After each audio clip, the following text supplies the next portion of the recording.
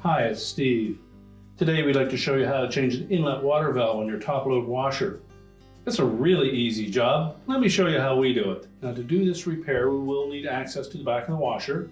And the first thing we'll need to do is to disconnect the power.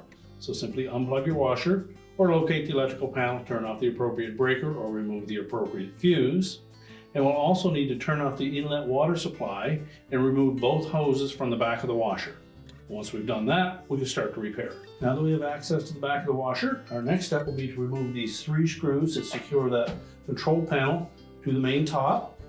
So using either a 1/4-inch hex head nut driver or a Phillips screwdriver, loosen all of those screws. Now it's not necessary to pull them all the way out of that opening as long as they're unthreaded. We can go ahead and then tilt that console forward. Simply grasp both sides, rotate it upwards, and then just lay it on the washer top. Now next you'll note there are several wire harnesses that are attached to that valve. So you either want to take a photograph of those with your phone or mark where each of those go so that when we put our new valve in, we can have those attached properly. Now another method that you may choose to relocate those wire harnesses is to take one off at a time and install it onto your new valve. So you're going to take a flat blade screwdriver, just lift up gently on the tab and pull that harness off. And then you can transfer it over to the new valve.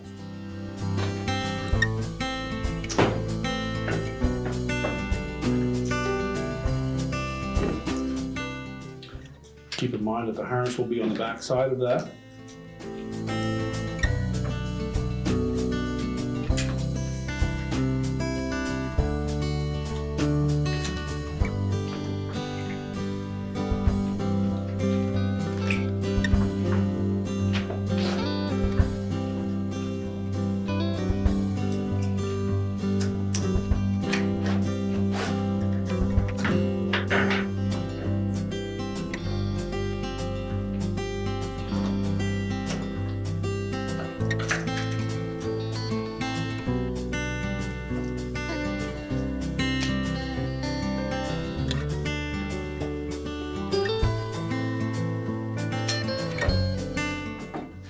You'll also want to lift that line cord out of that slotted opening on the back of that housing.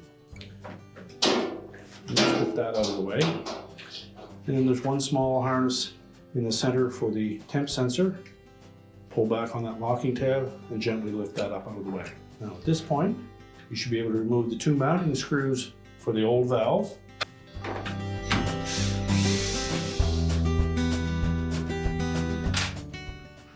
And then there's another short one on the end here.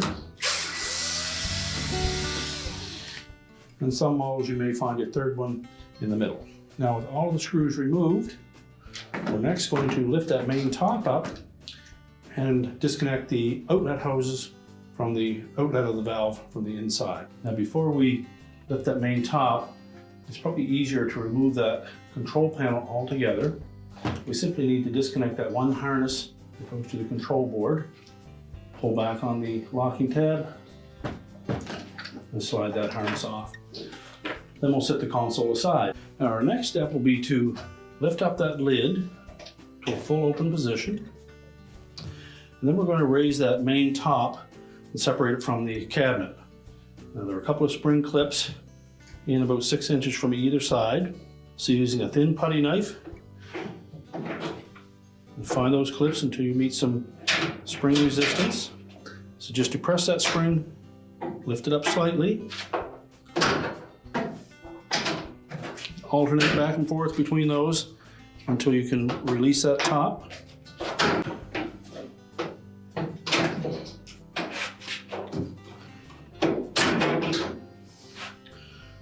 Now once we've released both of those, we're going to close that lid down.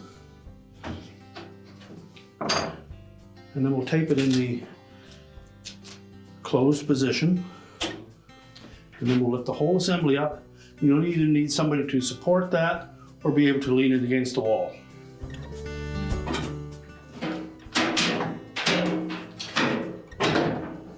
So with the top lifted and supported, We're next going to release these spring clamps. Just pull those up onto the hoses. Then pull each of those hoses off of the outlets, and there will be some water in some of these. Just take note of the location of all of them. And now we can lower that top down. We'll put a spacer in under the lid and main top to make sure that we don't close it on those clips again, and then we'll pull that valve off from the top. So now we just rock that valve back and forth a bit, slide it up out of that opening, discard the old one. We'll then rotate the new one into position.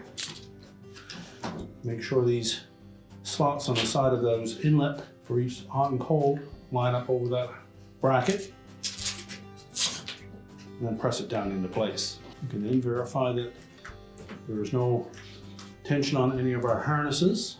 And if you need to reroute any of them, you can do that easily.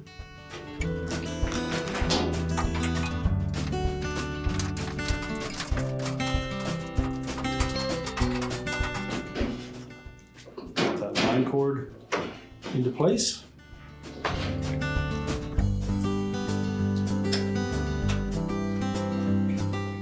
Verify that all of our harnesses are firmly attached, and then we'll put the two mounting screws back in.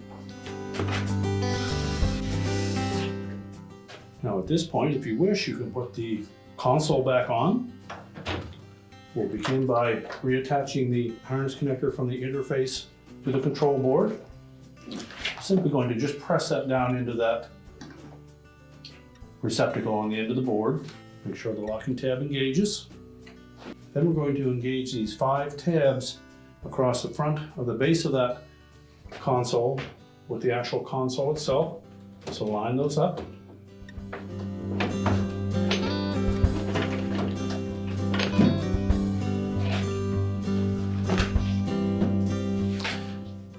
And then just press the console down to the main top, and then we'll tighten up the mounting screws.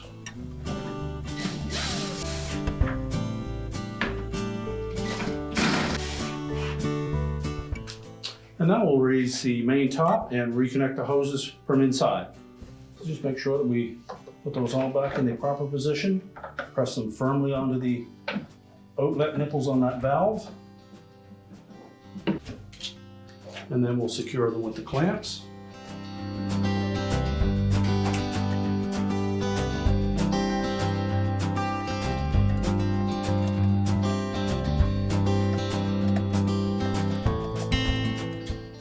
Once those are secure, we'll lower that main top down. We'll remember to pull that tape out from underneath that main top, line it up. And then we'll press that whole assembly down until the spring clips engage.